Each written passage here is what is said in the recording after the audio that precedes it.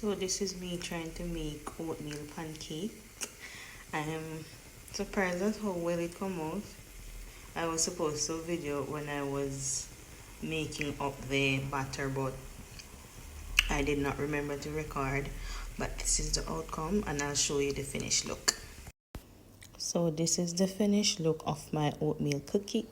Sorry, not cookies.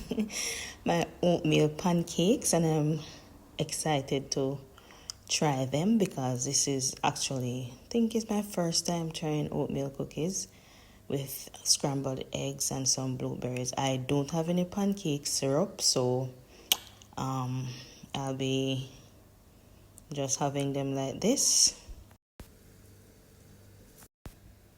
Alright, so don't mind my hair. Today is wash day. I am going to try my cookies with the blueberries. Tastes good. I keep saying cookies, but it's pancakes. Tasting it with the egg now.